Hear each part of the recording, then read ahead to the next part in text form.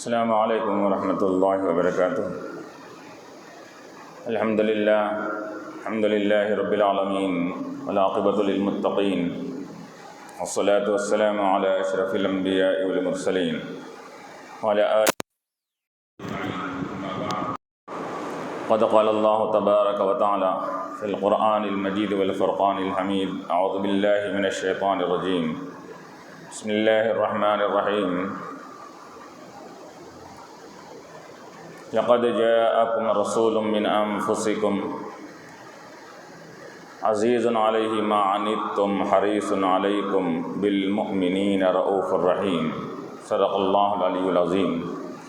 وقال تعالى في مقام آخر في شان حبيبه الكريم، إن الله وملائكته يصلون على النبي يا أيها الذين آمنوا صلوا عليه وسلموا تسليما۔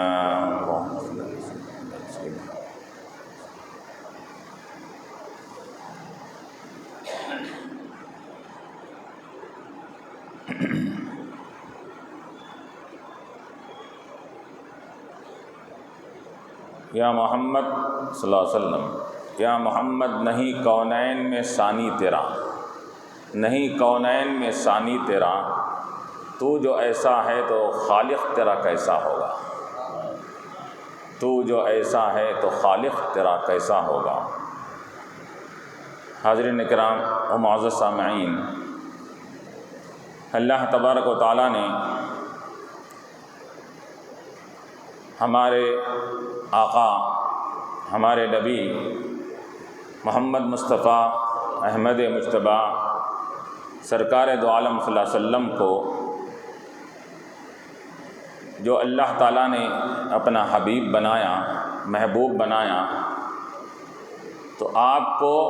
جب اللہ نے بے مثال بنایا تو ہر شے اور ہر چیز جو آپ سے نسبت رکھنے والی ہے وہ شے کو بھی بے مثال بنا دیا۔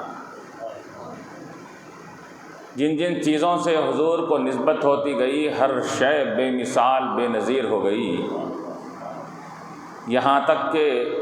اللہ تعالیٰ نے آپ کی ولادت کو بھی بے نظیر و بے مثال بنا دیا، پیدائش کے احوال کو بے نظیر بے مثال بنایا، واقعات کو پیدائش کے یہ ایسے عجیب و غریب واقعات جس کی مثال قیامت تک اب کوئی اور پیش نہیں کر سکتا، ایسے ایسے چیزیں اللہ تعالیٰ نے ظاہر فرمائی۔ اور وہ اہتمام حضور پاک علیہ الصلوۃ والسلام کی دنیا میں تشریف آوری کا اہتمام اللہ تعالیٰ نے جو کیا ہے، ہر 1,24,000 کم و بیش پیغمبر علیہ الصلوۃ والسلام دنیا میں آئے، لیکن ڈنکا چرچا شہرا جو اللہ تعالیٰ نے آدم علیہ السلام سے لے کر عیسیٰ علیہ السلام تک ڈنکے بجتے گئے، چرچے ہوتے گئے، ہر نبی کو کہا گیا کہ تم نبی آخر الزماں کے بارے میں خوشخبری سنانا اور ان کی خبر دینا کہ ایک نبی آخر الزماں آنے والے ہیں، ان کے یہ اوصاف ہوں گے۔ یہ صرف انبیاء ہی سے نہیں بلکہ انبیاء پر اترنے والی کتابوں میں بھی اللہ تعالیٰ نے حضور علیہ الصلوۃ والسلام کا تذکرہ فرمایا۔ کتابیں ان پر اتر رہی ہیں، احکامات ان کو دیے جا رہے ہیں، لیکن تذکرہ ہمارے نبی کا ہو رہا ہے۔ اس کے اندر تورات میں دیکھیے، انجیل میں دیکھیے، زبور میں دیکھیے، صحائف ابراہیم میں دیکھیے، ہر ایک میں چرچا ہو رہا ہے اس کے اندر۔ اور آمد ابھی ہزاروں برس ہے آمد کو، ابھی سے یہ ڈنکا بجایا جا رہا ہے اس کے اندر۔ کیا اہتمام اللہ تعالیٰ فرما رہے ہیں۔ وہ آدم علیہ السلام سے لے کر آدم علیہ السلام بیٹے کو وصیت کر رہے ہیں اپنے شیس علیہ السلام کو، بیٹا تمہارے اندر نور محمد صلی اللہ علیہ وسلم منتقل ہوا ہے، تم اس نور کو پاک پیٹوں اور پیٹوں سے منتقل کرنا، وصیت کر رہے ہیں اس کے اندر۔ آدم اپنے بیٹے کو، انہوں اپنے بیٹے کو، انہوں اپنے بیٹے کو، یہ سلسلہ چلے آ رہا ہے اس کے اندر۔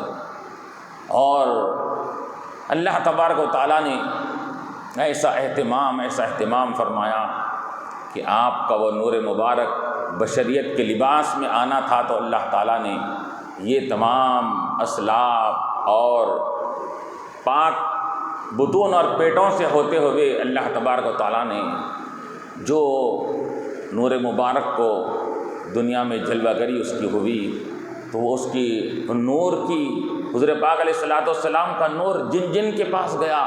وہ اپنے کرامات اور اپنے اثرات ظاہر کرتا گیا اس کا. خواہ وہ آدم علیہ السلام سے لے کے شیس علیہ السلام سے لے کے کہاں تک حضور کے دادا پردادا اور اوپر کے جتنے بھی سلسلے ہیں جن جن کے پاس بھی وہ نور منتقل ہوتا تو وہ نور ان کے اندر سما کر ایسا ان کو بنا دیتا کہ وہ جب نور ایکتا اور منفرد ہے تو جس میں نور منتقل ہوتا وہ بھی ایکتا اور منفرد ذات ہو جاتی اس کے اندر. کس میں حسن میں ایکتا، جمال میں ایکتا، کمال میں ایکتا، خوبی میں ایکتا، اخلاق میں ایکتا، ہر ایک میں ایکتا بنا دیتا اللہ تعالیٰ. آپ کے اجداد میں جتنے بھی سلب میں اور اجداد میں جتنے بھی پیدا ہوئے ہیں سب کے اندر اللہ تعالیٰ نے ایسا انتظام فرما دیا. چنانچہ روایتوں میں ہوتے ہوتے ہوتے حضرت ہاشم تک آیا. اس کے بعد آپ کے دادا حضرت عبد المطلب میں جب وہ نور مبارک منتقل ہوا تو دیکھیے اللہ تعالیٰ نے کیا اہتمام فرمایا. عبد المطلب کے اندر جب نور منتقل ہوا تو آپ کے جسم مبارک سے کستوری کی مشک کی بو مہکا کرتی تھی. وہ خوشبو مہکتی تھی اس کے اندر، آپ کے جسم مبارک سے خوشبو مہکتی تھی. اور حضرت عبد المطلب کہ جب وہ نور آپ کی پیشانی میں چمکنے لگا تو لوگوں نے کئی مرتبہ تجربہ کیا کہ جب کبھی خیز سالی ہوتی، جب کبھی ایسا مہنگائی اور پانی کی قلت ہو جاتی تو حضرت عبد المطلب کو لے جا کر یہ پہاڑ کے اوپر ان کو ٹھہرا کر ان کے وسیلے سے دعا مانگی جاتی تو اللہ تبارک و تعالیٰ بارش نازل فرما دیتا اس کا. اور عبد المطلب یہ ایسی خداور شخصیت تھی، اللہ تعالیٰ نے ہر اجداد کو ویسا ہی بنایا تھا. اور لیکن عبد المطلب کا یہ عالم تھا کہ وجاہت، وہ آپ کی جو قد و خامات، آپ کی خوبصورتی تھی کہ دیکھنے والا مرعوب ہو جاتا تھا آپ کی شخصیت کو دیکھ کر. اس کے اندر ابرہہ کا واقعہ حضور کی پیدائش عام الفیل کہا جاتا ہے کہ وہ سال حضور کی پیدائش ہوئی جس وقت ابرہہ نے کعبۃ اللہ پر حملہ کیا تھا. اس کو عام الفیل بولتے، فیل ہاتھی کو کہتے ہیں عربی میں. عام الفیل یعنی ہاتھی کا سال. کیا مطلب کہ ابرہہ نے جو ہاتھی پر سوار ہو کر آ کر حملہ کرنا چاہا تھا کعبۃ اللہ پر تو وہ حملے کے تقریباً 2 مہینے کے بعد حضور صلی اللہ علیہ وسلم دنیا میں تشریف لائے. تو ابرہہ کا واقعے کے وقت میں عبد المطلب ہے بقید حیات ہے وہاں پر. تو وہ لوگوں کو جب تشویش ہونے لگتی ہے اس کے اندر کہ ابرہہ کعبۃ اللہ کو گرانے کے لیے آیا ہے تو لوگ ابرہہ اور اس کے جو سفیر تھا ابرہہ کا، اس کو سفیر کو حضرت عبد المطلب کے پاس لاتے ہیں. آپ آئیے پہلے ان سے بات کیجئے، ہمارے قوم کے لیڈر ہیں، ہمارے قوم کے رہنما رہبر ہے، ان سے آپ گفتگو کیجئے، بات کیجئے. تو ابرہہ کا سفیر جب حضرت عبد المطلب کی بارگاہ میں ان کے پاس آتا ہے، جیسا ہی دیکھتا ہے تو ان کا حسن و جمال خداور شخصیت کو دیکھ کر بے ہوش ہو کر گر پڑتا ہے. روایت میں آتا بے ہوش ہو کر گر پڑتا ہے اس کے اندر. کہ جب ہوش آتا ہے تو جب انہیں پھر مدہوش کے عالم میں چلے جاتا ہے 2-3 مرتبہ کے بعد، اس کے بعد وہ گفتگو کرنے کے موقف میں آتا ہے. تو جب ابرہہ کے سفیر آ کر کہتا ہے کہ جو عبد المطلب کے اونٹوں کو وہ ابرہہ کے لوگوں نے حضرت عبد المطلب کے پاس اونٹیں کثرت سے تھی تو اونٹوں کو انہوں نے کیا کر لیا تھا، اغوا کر لیا تھا، کڈنیپ کر لیا تھا وہ لوگ اپنے پاس. تو عبد المطلب ان کے پاس گئے بات کرنے کے لیے کہ میرے اونٹوں کو آپ کے لوگوں نے اغوا کر لیا ہے، یہ قبضہ کر لیا ہے اس کے اوپر. تو ابرہہ نے کہا کہ ارے تعجب ہو رہا ہے مجھے کہ میں آپ کے کعبۃ اللہ کو گرانے کے لیے آیا ہوں. کعبۃ اللہ تو آپ کے نزدیک اپنے جان سے، مال سے، اولاد سے، ہر چیز سے افضل ہے، اس کی تو بات نہیں کر رہے ہیں آپ، اپنے اونٹوں کی بات کر رہے ہیں. تو عبد المطلب نے کیا کہا کہ عبد المطلب نے فرمایا کہ اونٹوں کا مالک میں ہوں، اس کی نگرانی کرنا، حفاظت کرنا میرے ذمہ ہے. کعبے کا مالک جو ہے، کعبے کا خالق جو ہے وہ اس کی حفاظت فرمائے گا اس کے اندر. تو ایسی گفتگو فرماتے تھے سامنے والے پر رعب طاری ہو جاتا تھا۔ چنانچہ لوگ تشویش میں رہ کر آپ کو پہاڑ پہ لے گئے، آپ پہاڑ پہ چڑھے، جبل صبیر ایک پہاڑ ہے وہاں مکے میں، پہاڑ پر چڑھتے ہیں۔ سو حضرت عبد المطلب کو لے کر جیسا ہی بلندی پر عبد المطلب کو ٹھہرایا جاتا ہے تو روایتوں میں آتا ہے کہ ان کے پیشانی مبارک سے نور کی کرنیں نکل کر یہ کیا ہوئی، کعبۃ اللہ کے اوپر جا کے گرنے لگی۔ عبد المطلب حضور کے دادا کے پیشانی سے وہ نور کی کرنیں نکل کر کہاں پر، کعبۃ اللہ پر پڑنے لگی۔ تو عبد المطلب نے کہا کہ اے لوگو اب چلو، اب فکر کرنا کعبے کی چھوڑ ڈالو، جب یہ معاملہ میرے ساتھ ہوتا ہے، میرے پیشانی سے نور نکلتا ہے تو لوگوں کے کام بن جاتے ہیں، اپنا بھی کام بن گیا سمجھیے۔ تو یہ حضرت عبد المطلب کے ساتھ یہ معاملہ، پھر اس کے بعد وہ نور منتقل حضرت عبداللہ میں ہو رہا ہے۔ عبداللہ میں جب منتقل ہوتا ہے تو کیا ہوتا ہے کہ جب حضرت عبداللہ رضی اللہ عنہ چلتے ہیں تو روایت میں آتا ہے کہ آپ کو دیکھ کر بت درمیان میں اگر ہے تو بت گھاؤندے گر جاتے تھے، بت سجدے میں چلے آیا کرتے تھے اس کے اندر حضرت عبداللہ کو دیکھ کر۔ اور آپ کی خوبصورتی، آپ کی وجاہت کو دیکھ کر وہ عرب کے مشہور اور خوبصورت گھرانے والے ہر ایک عورت کی، ہر ایک لڑکی کی تمنا تھی کہ کاش میں عبداللہ کے نکاح میں آ جاؤں۔ ہر ایک کی خواہش تھی اس کے اندر، ہر کوئی تمنا کرتا تھا۔ یہاں تک کہ روایت میں آتا ہے کئی لوگوں نے پیشکش بھی کیا، آپ نے جواب نہیں دیا اور کہا کہ میں بعد میں بولوں گا سوچ کر۔ لیکن جب وہ نور مبارک بی بی آمنہ میں منتقل ہوا، منتقل ہونے کے بعد وہ خاتونوں کے پاس سے جب گزر ہوا تو وہ آپ کی طرف متوجہ بھی نہیں ہو رہے ہیں۔ حضرت عبداللہ نے کہا کہ کیا بات ہے، ایک وقت وہ تھا کہ تم میرے اوپر میرے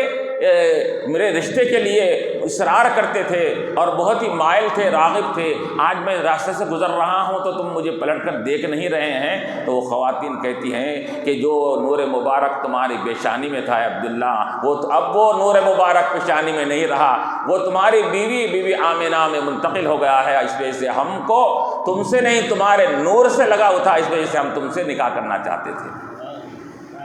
تو یہ عبداللہ میں منتقل ہوا۔ پھر اس کے بعد حضرت بی بی آمنہ رضی اللہ عنہا میں جب وہ نور منتقل ہوا تو روایتوں میں کیا آتا ہے، معتبر کتابوں میں، اپنے بھی پرائے بھی، تبلیغی جماعت کے لوگ، دیوبند کے لوگ، ہر قسم کے لوگوں نے یہ کتابوں میں لکھا ہے۔ اس کے اندر ایسا نہیں کہ سنیوں نے اپنی کتابوں میں درج کر لیا فلاں کیا ہے۔ شواہد النبوہ حضرت عبدالحق محدث دہلوی رحمۃ اللہ علیہ کی، جس کو ہر کوئی مانتا ہے، دیوبندی، جماعت اسلامی ہر کوئی مانتا ہے، وہ انہوں نے بھی اپنی کتابوں میں یہ پورے احوال لکھے ہیں۔ اس کے اندر حضور کے پیدائش کی، بی بی آمنہ کے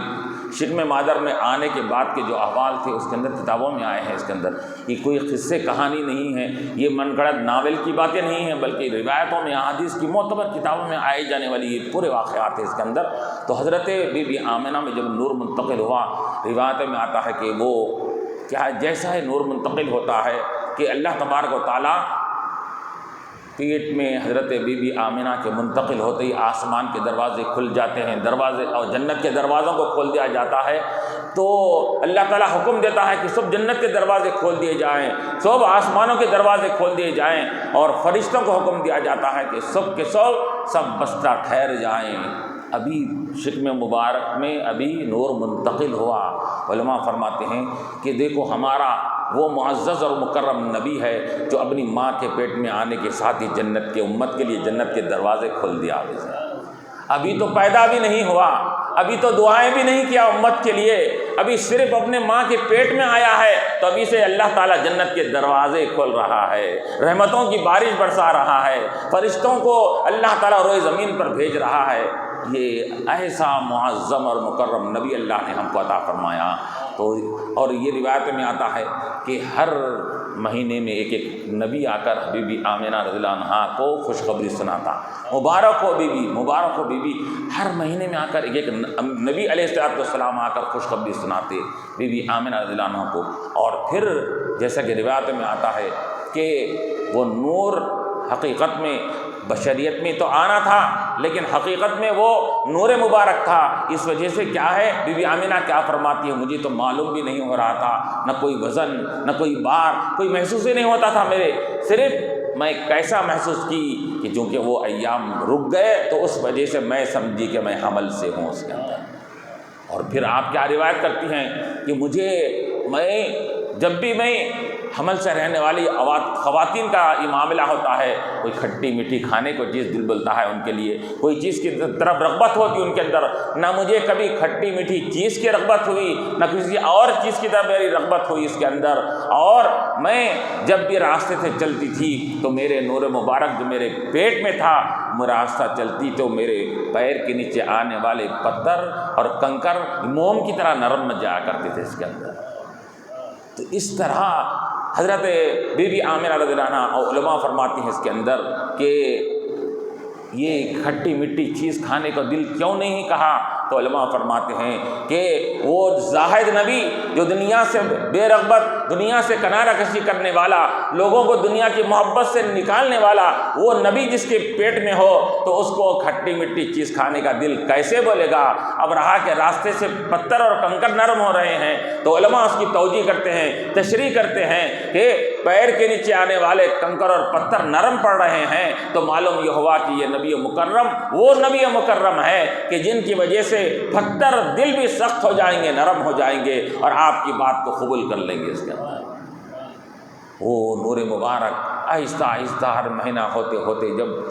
آپ حضرت بی بی آمنہ رضی اللہ عنہا کے 9 مہینے مکمل ہوتے ہیں تو اس کے ساتھ ہی جب یہ نور مبارک جب دنیا میں تشریف آنے کا بالکل وقت قریب آ جاتا ہے، روایتوں میں کیا آتا ہے؟ روایتوں میں آتا ہے کہ حضور کی پیدائش کے وقت میں کیا تھا، 12 ربیع الاول دوشنبے کا روز، پیر کا دن اور صبح صادق کا وقت تھا۔ صبح صادق یعنی فجر کا وقت جب شروع ہوتا ہے اس وقت حضور پاک علیہ السلام کی تشریف آوری ہوتی ہے۔ تو علماء فرماتے ہیں کہ یہاں پر اللہ تبارک و تعالیٰ نے حضور کی پیدائش کے لیے صبح صادق کا وقت مقرر فرمایا۔ وجہ اس کی کیا ہے؟ اس کے اندر چونکہ یہ رات کی تاریکی چھٹ جاتی ہے صبح صادق کے وقت، اور صبح کی روشنی اور صبح کی یہ نور پھیلنے لگتا ہے، تو گویا کہ اللہ تبارک و تعالیٰ یہ بتلا رہا ہے کہ اے لوگوں، اب تاریکیاں ختم ہونے والے ہیں، اب ظلمات ختم ہونے والے ہیں، اب یہ شرک اور کفر کی تاریکی ختم ہو جائے گی، اب ایمان اور اعمال صالحہ کا نور بکھرنے والا ہے۔ صبح صادق کیسا بتلاتی ہے کہ اب روشنی پھیلنے والی ہے، میرے محمد علیہ میرے حبیب علیہ السلام کی آمد بتلا رہی ہے۔ صبح صادق میں ہو کر جس طرح کے سورج کی روشنیاں جیسا پھیلنا شروع ہو جاتی ہے، میرے حبیب علیہ السلام کی آمد کی وجہ سے اب کفر و شرک کی یہ تاریکی ختم ہو جائے گی، ایمان اور اعمال صالحہ کا نور آہستہ آہستہ پھیلنے لگے گا اس کے اندر۔ تو یہ اس کی طرف اشارہ کیا گیا۔ یہ اب علماء فرماتے ہیں کہ پوری کائنات منتظر تھی، کائنات پوری یہ تاک میں تھی کہ کب جس طرح کے رات یہ تاک میں رہتی ہے کہ کب صبح نکلتی ہے، تو اسی طرح کائنات بھی یہ ٹکٹکی باندھ کر دیکھ رہی تھی کہ کہ بی بی آمنہ کا وہ چاند کب کھلنے والا ہے، کب وہ رونما ہونے والا ہے۔ ہر ایک کو انتظار تھا، ہر ایک منتظر تھا۔ یہاں تک روایتوں میں آتا ہے کہ اللہ تبارک و تعالیٰ نے یہ آسمان کے فرشتوں کو حکم دیا کہ تم لوگ پورے بی بی آمنہ کے گھر کے اطراف میں جمع ہو جائیں، اطراف میں بی بی آمنہ کے گھر کو گھیر لیں۔ آسمان کے فرشتے پورے گھر کو گھیر لیتے ہیں، اور پھر آپ کی ولادت اور زچگی کے لیے کس کو بھیجایا جا رہا ہے؟ جنت کی حوریں آ رہی ہے، بی بی آسیہ آ رہی ہے، بی بی مریم کو بھیجایا جا رہا ہے کہ دایا گری کی خدمات کن کو دیے جا رہے ہیں؟ روئے زمین کا کوئی شخص اس کا اہل نہیں، جنت سے یہاں پر حوروں کو بھیجایا جا رہا ہے، اور بی بی مریم کو بھیجایا جا رہا ہے، اور بی بی آسیہ کو جو حضرت یہ فرعون کی بیوی تھی جو ایمان والی نیک صالحہ تھی، ان کو بھیجایا گیا یہاں پر کس کے لیے؟ کہ یہ زچگی کے وقت میں آپ بی بی آمنہ کی کا مدد کرے، تعاون کرے اس کے خاطر۔ تو یہ حضرت بی بی آمنہ رضی اللہ تعالیٰ عنہا فرماتی ہیں کہ میں نے کیا دیکھا کہ لمبی لمبی عورتیں میرے یہاں موجود ہے، جس کو میں پہلے کبھی دیکھی بھی نہیں تھی، جانتی پہچانتی نہیں تھی میں جس کو کبھی دیکھی نہیں تھی، لمبی لمبی عورتیں، بلند قامت عورتیں۔ کون ہے وہ؟ جنت کی حوریں تھی، بی بی آسیہ اور بی بی مریم تھی، میرے گھر کو اطراف سے گھیرے ہوئے تھے۔ اور پھر یہی نہیں بلکہ میں نے کیا دیکھا اس کے اندر کہ آسمان دنیا سے فرشتے غلمان جو چھوٹے بچے ہیں جو کل جنت میں جنتیوں کی خدمت کریں گے، غلمان بولتے ہیں اس کو، غلام کی جمع غلمان آتی ہے، چھوٹے بچے جو سرو کرنے والے ہیں، کس کو؟ جنتیوں کو کیا ہے وہاں پر کھانا پینا سرو کریں گے تو ان کو غلمان کہتے ہیں۔ وہ غلمان کو دیکھا میں نے، کیا ہے اپنے ہاتھوں میں یہ شربت کے پیالے لیے ٹھہرے ہوئے ہیں، ہر کوئی اپنے ہاتھوں میں شربت کے پیالے لیے، آفتابے لیے وہاں پر کھڑے ہوئے اس کے اندر۔ اور پھر کیا ہے کہ مجھے اچانک جب یہ تمام معاملات کو میں نے دیکھا تو پھر کیا دیکھتی ہوں کہ مجھے تھوڑا درد ذہن میں، یہ زندگی کے درد میں تھوڑا سا اضافہ ہوا۔ پھر اس کے بعد اچانک میں نے کیا دیکھا کہ میرے شکم مبارک سے کوئی چیز باہر نکلنے کے ساتھ ہی ایسا معلوم ہوا کہ مشرق و مغرب میں اس کا نور پھیل گیا، اس کے اندر مشرق و مغرب میں نور پھیل گیا۔ میں نے پورے کائنات کو منور اور روشن دیکھا، اور میں اپنے گھر میں بیٹھ کر بشرا اور شام کے محلات کو میں نے اپنے گھر میں سے بیٹھ کر دیکھا۔ میں نے اس کا تمام کائنات منور ہو گئی، تمام کائنات روشن ہو گئی۔ اور پھر میں نے کیا دیکھا، جیسا ہی یہ نور مبارک یہ دنیا میں رونق افروز ہوا تو کیا ہے میں کیا دیکھتی ہوں، رونق افروز ہونے کے ساتھ ہی سجدے میں گئے، سجدے میں جا کر سجدہ کر رہے ہیں۔ اور ایسا نہیں بلکہ جیسا سجدہ کیا جاتا ہے مکمل، وہ بچہ ابھی پیدا ہوا ہے لیکن جیسا سجدہ کرنا چاہیے پورا سجدہ کر کے، سجدے سے اٹھا کر انگلی کو آسمان کی طرف بلند کر کے یہ گواہی دیتے ہیں اشہد ان لا الہ الا اللہ انی رسول اللہ، کہ نہیں ہے کوئی معبود سوائے اللہ کے اور میں اللہ کا رسول ہوں۔ یہ آ کر پریکٹیکلی عملی طور پر نماز کی بھی ترغیب دیے اور کلمہ شہادت کی بھی لوگوں کو تلقین فرما رہے ہیں۔ لوگوں میں کیوں آیا ہوں؟ یہ رب کی وحدانیت کو بتلانے کے لیے آیا ہوں، اپنی رسالت کو ثابت کرنے کے لیے آیا ہوں، اور میں جو آیا ہوں اس آتے ہی میں جو سجدے میں گیا یہ بتلانے کے لیے آیا ہوں کہ ہم دنیا میں کیوں آتے ہیں۔ وما خلقت الجن والانس الا لیعبدون، انسان کی زندگی دنیا میں رب کی عبادت اور بندگی کے لیے آتی ہے۔ میں سجدہ کر کے بتا رہا ہوں کہ ہم عبادت کے لیے دنیا میں پیدا کیے گئے ہیں۔ تو یہ سجدے میں جاتے ہیں، جانے کے ساتھ ہی پھر وہاں روایتوں میں آتا ہے مختلف کہ آپ امت کو بھی یاد کرتے ہیں، ربی حبلی امتی، اے رب میری امت پر رحم فرمانا۔ پھر اس کے بعد بی بی آمنہ رضی اللہ عنہا فرماتی ہیں کہ کیا دیکھتی ہیں کہ آسمان دنیا کے یہ ستارے بھی میرے گھر کے قریب آ گئے تھے، اس کے اندر آسمان کے تارے پورے میرے مکان کے ایسے قریب آ گئے کہ مجھے ڈر ہونے لگا کہیں وہ تارے پورے میرے گھر کے اندر گرتے ہیں کیا بول کر، تو اتنے قریب آ گئے اس کے اندر۔ تو اللہ تبارک و تعالیٰ نے وہ آسمان دنیا کے تاروں کو بی بی آمنہ کے گھر کے اطراف و کناف میں پھیلا دیا۔ آج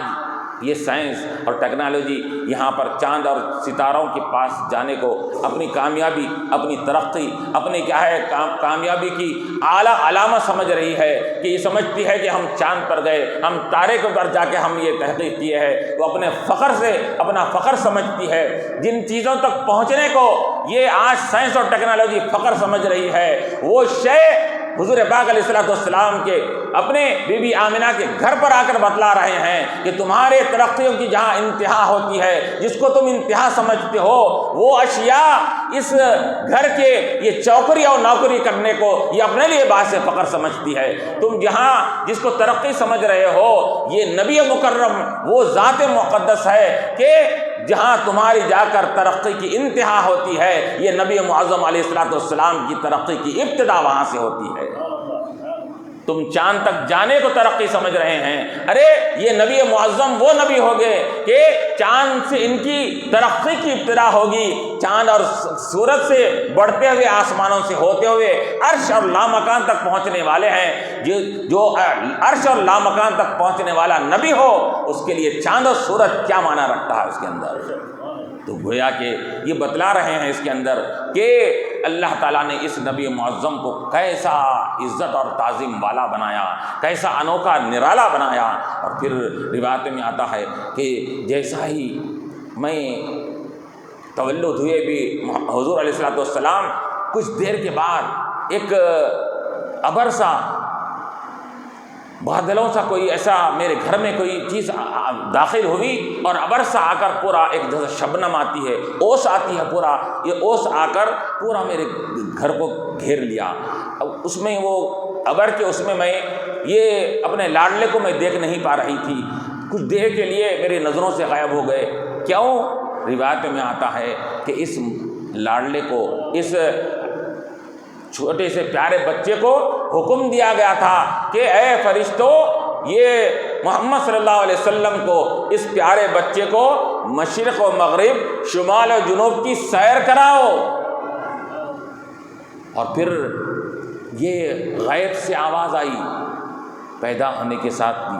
خبض محمد علی الارض کلھا، محمد صلی اللہ علیہ وسلم نے پیدا ہونے کے ساتھ ہی روئے زمین پر قبضہ کر لیا ہے۔ تو قبضہ کر لیا ہے تو اب حکومت انہی کی رہے گی، سلطنت انہی کی رہے گی، اور چرچا انہی کا ہونے والا ہے۔ تو اللہ تبارک و تعالیٰ نے فرشتوں کو حکم دیا کہ اے فرشتوں، تم یہ مشرق و مغرب، شمال و جنوب یہ سب بتا دو اور بتلا دو کہ اے حبیب علیہ الصلوۃ والسلام، یا محمد صلی اللہ علیہ وسلم، آپ کی سلطنت اور بادشاہت کو اللہ تعالیٰ نے روئے زمین کے کسی خطے سے بھی خالی نہیں رکھا۔ مشرق کا ہر چپا آپ کی سلطنت کے تحت داخل ہے، مغرب کا ہر چپا آپ کی سلطنت، شمال جنوب ہر مقام پر آپ کی سلطنت اور بادشاہت رہے گی۔ اسی وجہ سے تو حضور فرماتے ہیں کہ میرے 2 وزیر آسمانوں پر ہے، 2 وزیر زمین پر ہے، میری سلطنت آسمانوں پر بھی ہے، میری سلطنت و حکومت میری روئے زمین پر بھی ہے۔ ارے وزیر کس کے ہوتے ہیں؟ جس کا بادشاہ ہوتا ہے، بادشاہ کے وزیر ہوتے ہیں۔ حضور فرماتے ہیں میرے وزیر آسمان میں کون ہے؟ جبرائیل و میکائیل میرے وزیر ہیں، وہاں پر بھی اللہ نے مجھے اقتدار عطا فرمایا ہے۔ جو روئے زمین پر میرے 2 وزیر ہیں، ابو بکر عمر 2 وزیر ہیں، یہاں پر بھی اللہ نے مجھے یہ سلطنت اور بادشاہت عطا فرما کر دونوں کو وزیر بنایا ہے۔ تو یہ حضور علیہ السلام کو پھر سیر کرائی گئی، یہ آسمانوں کی، زمین کی، مشرق و مغرب کی سب جگہ یہ کرائی گئی۔ اور پھر ادھر حضرت عبد المطلب صبح کے وقت میں کعبۃ اللہ کے طواف کر رہے تھے، ادھر اپنی شہزادی بی بی آمنہ رضی اللہ عنہ کے نہا کے یہاں پر حضور کی آمد ہونے والی ہے، ادھر حضرت عبد المطلب کعبۃ اللہ کا طواف میں لگے ہوئے تھے۔ آپ نے کیا دیکھا؟ ابھی اطلاع ان کو نہیں دی گئی ولادت کی، ان کو خبر ابھی نہیں دی گئی، لیکن اس کے ساتھ ہی جیسا حضور دنیا میں تشریف لائے تو ادھر کیا معاملہ ہوا کعبۃ اللہ کے پاس؟ آپ فرماتے ہیں عبد المطلب کہ اچانک میں نے کیا دیکھا کہ کعبۃ اللہ جھک کر یہ مقام ابراہیم کی طرف جھک گیا ہے، اس کے اندر مقام ابراہیم کی طرف کعبہ جھک گیا۔ ہم کعبے کی طرف جھکتے ہیں، کعبہ کعبے کی طرف جھک رہا ہے۔ حضور کعبے کا بھی کعبہ ہے، یہ ہمارا ایمان ہے۔ حضور کعبے کی بھی کعبہ ہے، اس لیے سے کیا کہا گیا؟ حاجیو آؤ شہنشاہ کا روضہ دیکھو، کعبہ تو دیکھ چکے، کعبے کا کعبہ دیکھو۔ حضور علیہ الصلوۃ والسلام کو اللہ نے وہ مقام عطا فرمایا کہ ارے کعبے کا مقام اپنی جگہ مسلم ہے، لیکن کعبے کو کعبہ بنایا کس نے ہے؟ میرے آقا علیہ الصلوۃ والسلام نے بنایا۔ پہلے مسجد اقصیٰ یہ قبلہ تھا، لیکن حضور پاک علیہ الصلوۃ والسلام کی خواہش تھی، تمنا تھی کہ کعبہ ہمارا قبلہ بن جائے، تو قبلے کو قبلہ بنانے والی ذات وہ حضور علیہ الصلوۃ والسلام کی ذات ہے۔ تو آپ نے جب قبلہ بنایا ہے تو آپ کی ذات وہ قبلے سے بھی اعلیٰ اور افضل ہو گئی اس کے اندر۔ تو اس وجہ کعبہ جھکنے لگا اس کے اندر، اور جھک کر کیا کہہ رہا ہے؟ عبد المطلب فرماتے ہیں میں وہ کعبہ جھکنے کے بعد یہ بھی کہہ رہا ہے کہ الآن طہرنی اللہ من رجس الاصنام، اب وہ وقت آ گیا ہے لوگوں کہ اللہ تبارک و تعالیٰ مجھ کو بتوں کی گندگی سے پاک کرنے والا ہے۔ کعبۃ اللہ کی آواز آنے لگی اس کے اندر، کعبۃ اللہ یہ اپنی زبان سے گویا ہو گیا، بولنے لگا اس کے اندر۔ اب تک تو بت پرستی زیادہ ہو رہی تھی، اب آج سے بت پرستی ختم ہو جائے گی کعبۃ اللہ کے اندر۔ چنانچہ عبد المطلب فرماتے ہیں پھر میں نے جو دیکھا کعبۃ اللہ کے اندر طواف کرتے کرتے جو دیکھا تو اندر جتنے بت رکھے ہوئے تھے 360 بتیں پورے اوندے منہ ہو کر گر گئے، پورے کے پورے اس کے اندر، پورے بت نیچے گر گئے اس کے اندر۔ میں نے پھر اس کے بعد حضرت عبد المطلب یہاں پر تشریف لاتے ہیں اور بی بی آمنہ کے یہاں وہاں معلوم کرتے ہیں تو معلوم ہوتا ہے کہ حضور پاک علیہ الصلوۃ والسلام کی یہ تشریف آوری ہو چکی ہے، آپ کو اطلاع ملتی ہے۔ تو یہ اور کیا آتا ہے روایتوں میں کہ حضور پاک علیہ الصلوۃ والسلام جب پیدا ہوئے تو ہر انسان جب بھی پیدا ہوتا ہے تو اس سے کچھ نہ کچھ غلاظت، گندگی کیسا بھی اس کے ساتھ، ہر انسان کے ساتھ کیا ہے نکلتی ہے، اس کے اندر خون نکلتا ہے، نفاس کا خون ساتھ رہتا ہے، یہ تمام چیزیں ہونا ضروری ہے۔ لیکن روایتوں میں کیا آتا ہے، جو ذات نور بن کر آئی ہے، جو ذات روشنی بن کر آئی ہے، جو ذات تمام کائنات کی گندگی کو ختم کرنے والی ہے، اس کی آمد پر کیسے گندگی رہ سکتی ہے؟ اللہ تعالیٰ نے ایسا انتظام فرمایا۔ حضور پیدا ہوئے تو روایتوں میں آتا ہے کہ بالکل ایسا معلوم ہو رہا تھا پاک صاحب ابھی غسل دے کر آپ کو لایا گیا ہے، غسل دیے ہوئے ایسا باہر تشریف لا رہے ہیں۔ اور پھر وہ جو کیا بولتے ہیں، آمل جو بولتے ہیں، آمل بچے کے پیٹ سے ماں کے رحم تک یہ اٹیچ ہوتی ہے، جس کی وجہ سے وہ ماں کا خون، رحم کا خون، وہ بچے دانی کا خون، وہ اس کی غذا بنتا ہے پیٹ پہ رہنے تک، وہ غذا بنتا ہے، وہ غذا خون دودھ کی شکل میں آ کر غذا بنتا ہے، تو وہ بچے کے پیدا ہونے کے بعد وہ نالی کو، آمل کو کاٹتے ہیں اس سے کنیکشن کو ختم کرنے کے لیے۔ روایتوں میں آتا ہے حضور جب پیدا ہوئے تو آمل کٹا ہوا، رحم سے تعلق ہی نہیں ہے۔ اب بتائیے تو پھر غذا کیا تھی ہوں گی اندر؟ ماں کے پیٹ میں غذا کیا تھی؟ وہ آمل رہے تو غذا ملتی، آمل نہیں تو آج پوری سائنس کو دیکھ لیجیے، ڈاکٹریوں کو دیکھ لیجیے، اس کے اندر ایسا ہو ہی نہیں سکتا کوئی بچہ پیدا ہو اور آمل کٹی ہوئی ہو ہی نہیں سکتا اس کے اندر۔ آمل کا رہنا ضروری ہے، کس کے لیے؟ غذا کے لیے۔ تو معلوم یہ ہوا کہ غذا، حضور علیہ السلام 9 مہینے تک اپنے ماں کے پیٹ میں رہے تو آپ کو غذا کیا دی گئی؟ تو اللہ تعالیٰ یہ حضور علیہ السلام فرماتے ہیں پہلے کہ جب دنیا میں تشریف لائے آپ، کئی مرتبہ صحابہ کرام یہ صوم وصال کرنے لگے، کثرت سے روزے رکھ کر بغیر سحر بغیر افطار کے روزہ رکھنے لگے، چونکہ حضور بھی اس طرح رہا کرتے ہیں تو صحابہ بھی تقلید اور پیروی میں روزہ رکھنے لگے۔ تو حضور نے کیا فرمایا؟ ایکم مثلی، تم میں کون میری طرح ہے میرے صحابہ؟ یطعمونی ربی ویسقینی، میرا رب مجھ کو کھلاتا بھی ہے، مجھے پلاتا بھی ہے۔ تب کھلا رہا پلا رہا ہے، تو روحانی غذا حضور کو جب دنیا میں پیدا ہونے کے بعد روحانی غذا حضور کو مل رہی ہے تو پھر شکم معذر میں بھی اللہ تعالیٰ نے آپ کو روحانی غذا عطا فرمایا تھا۔ ہم سب جو پیدا ہوتے ہیں ماں کے حیض کے خون سے، یہ کہ اس کو غذا بنا کر پیدا ہوتے ہیں۔ حضور پاک علیہ السلام رب کی طرف سے عطا کردہ روحانی غذا لے کر دنیا میں پیدا ہوئے اس کے اندر۔ تو جیسا عمل نکلی ہوئی، اور پھر کیا ہے روایت میں کیا آتا ہے؟ مختون، ختنہ شدہ، ختنہ کرنے کی ضرورت نہیں۔ اور پھر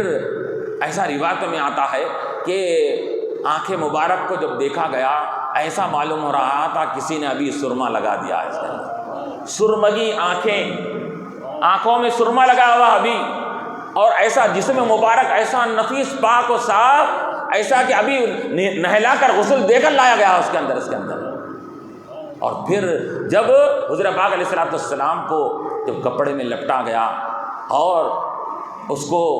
پھر اس کے بعد سفید کپڑا اس کے نیچے ہرا کپڑے کو نیچے آپ کے اوپر اڑایا گیا اس کے اندر، تو ایسا معلوم ہو رہا تھا کہ دیکھنے والے مبہوت اور پریشان ہو جا رہے تھے کہ یہ آسمانی دنیا کا چاند ہے یا کیا، کون سی روشنی ہے جو ابھی بھی آمنہ کے گھر میں آ چکی ہے اس کے اندر۔ ہر کوئی وہ تھا، حیران میں تھا، حیرت میں تھا، ایسی چمک، ایسی دمک، ایسا اس کے اندر نکھار حضور پاک علیہ السلام کے چہرے پر کہ وہ دیکھنے والا مبہوت ہو جاتا، دیکھنے والا حیران ہو جاتا اس کے اندر۔ چنانچہ یہ اس زمانے میں جیسا قاعدہ تھا اس کے اندر، تو حضرت بی بی دائی حلیمہ رضی اللہ تعالیٰ عنہا حضور کو لے جانے کے لیے جب آتی ہے اس کے اندر، کیونکہ اس زمانے میں دودھ پلانے کے لیے یہ شہر کی آب و ہوا سے ذرا دور رکھ کر ایسے دیہات کی طرف جہاں پر جھاڑے ہوتے ہیں، کھیتاں ہوتے ہیں، آب و ہوا کیا ہے وہاں پر سازگار ہوتی ہے، وہاں پر بچوں کو بھیجایا کرتے تھے تاکہ بچے کی نشو و نما میں اور بچے کی کیا ہے علم کیا ہے اس کو ترقی پروان چڑھانے میں آسانی ہو سکے۔ اس زمانے کا قاعدہ تھا اس کے اندر۔ تو اب جیسے کہ تفصیلات اس کی آتے ہیں کہ ہر کوئی بڑے بڑے مالداروں کے بچوں کو کیا ہے لے کر چلے جاتے ہیں، لیکن آخر میں ایک بچہ یہ کیا ہے حضور پاک علیہ الصلوۃ والسلام حضرت عبد المطلب کے گھر میں ایک بچہ ہے کہ جو ابھی کسی دائی نے نہیں لیا، تو حضرت بی بی حلیمہ رضی اللہ عنہا اپنے شوہر سے پوچھ کر یہی بچے کو لینے کے لیے جب آتی ہے، جب حضور پاک علیہ الصلوۃ والسلام کے یہ بی بی آمنہ کے حجرے میں جب تشریف لاتی ہیں تو آپ کیا دیکھتی ہیں کہ سفید کپڑوں میں ملبوس، اوپر ہرا کپڑا اوپر آپ کے اوپر اڑا ہوا ہے، ہرے کپڑے سے لپیٹ دیا گیا ہے اس کے اندر۔ جیسا ہی یہ منظر دیکھتی ہے اور اندر جاتی ہے دائی حلیمہ تو کیا دیکھتی ہے کہ اندر فضا میں ایک نورانی سما ہے، اطراف سے انوار پھیلے ہوئے ہیں، روشنی پھیلی ہوئی ہے۔ جیسا ہی حضور پاک علیہ الصلوۃ والسلام کو دیکھتی ہے بی بی آمنہ کے گود میں دیکھتے ہیں تو دیکھنے کے ساتھ ہی اس کو لینے کی کوشش کرتے ہیں، تو حضور علیہ الصلوۃ والسلام بی بی حلیمہ کو دیکھ کر مسکراتے ہیں اس کے اندر۔ تو حضور علیہ الصلوۃ والسلام کی وہ جلوہ گری، وہ کپڑوں میں وہ نور، وہ انوار، وہ تمام تجلیات، پھر اس کے بعد پھر اس نور مبارک کا مسکرانا، وہ تجلیات پر اور تجلی بن کر اور ظاہر ہو رہا تھا اس کے اندر۔ بی بی حلیمہ بے چین ہو جاتی ہیں اس کے اندر۔ علماء کیا فرماتے ہیں، حضور علیہ الصلوۃ والسلام بی بی حلیمہ کو دیکھ کر مسکراتے ہیں، مسکرا کر بتلا رہے ہیں، اے دائی حلیمہ، اے میری ماں، اے بی بی حلیمہ، میں مسکرا کر بتلا رہا ہوں تیرے زندگی کا غم اور یہ تمام غم و آلام ختم ہونے والے ہیں، تیری زندگی میں مسکراہٹ ہی مسکراہٹ اب آ جانے والی ہے اس کے اندر۔ اس بات کی طرف حضور اشارہ کر رہے تھے۔ بی بی حلیمہ رضی اللہ عنہا تو ان کو لے حضور پاک علیہ الصلوۃ والسلام کو لے کر وہاں سے کیا ہوتی ہے کہ اجازت لے کر وہاں سے جاتی ہے، اور یہ کہتی ہے اپنے شوہر کو جب بتاتی ہے تو شوہر کہتے ہیں کہ جو ہم کو مال و دولت زیادہ نہ ملے تو کوئی بات نہیں، لیکن یہ بچہ تو ہمارے لیے انوکھا معلوم ہو رہا ہے، یہ رب کی طرف سے ایک خاص نعمت معلوم ہو رہا ہے، ہم پیسے کی ہم کو ضرورت نہیں، چلو یہ بچے کو ہم لے کر ہم جاتے ہیں۔ تو چنانچہ حضرت بی بی حلیمہ رضی اللہ عنہا حضور پاک علیہ الصلوۃ والسلام کو لے کر وہاں سے رخصت ہوتی ہے اس کے اندر۔ اب دیکھیے یہاں پر عبد المطلب نے یہاں آپ کا نام کے تعلق سے آتا ہے کہ نام کیا رکھا جائے اس کے اندر، تو حضرت عبد المطلب یہ کہتے ہیں کہ حضور کا معاملہ، حضور کا جو بھی چیزیں ہیں وہ کسی انسانی بس کی بات نہیں تھی، انسانوں کے اختیار میں نہیں تھی، رب تبارک و تعالیٰ نے اپنے اختیارات سے ہر معاملے کو طے فرمایا۔ نام بھی طے کرنا تھا تو یہ دادا کو اختیار ہوتا ہے، باپ کو اختیار ہوتا ہے، لیکن یہ حضور پاک علیہ الصلوۃ والسلام کی ذات بابرکت وہ ذات ہے، یہ یقیناً یہ رشتے اپنی جگہ مسلم ہیں، لیکن اللہ تبارک و تعالیٰ کے یہ محبوب ہونے کے لحاظ سے اللہ تبارک و تعالیٰ نے ہر معاملے کو اپنے اختیار میں رکھا۔ اور حضرت عبد المطلب کو خواب میں بتایا گیا کہ تمہارے یہاں جب لڑکا پیدا ہوگا تمہارا پوترا تو اس کا نام محمد صلی اللہ علیہ وسلم رکھنا اس کا۔ تو اللہ تعالیٰ نے خود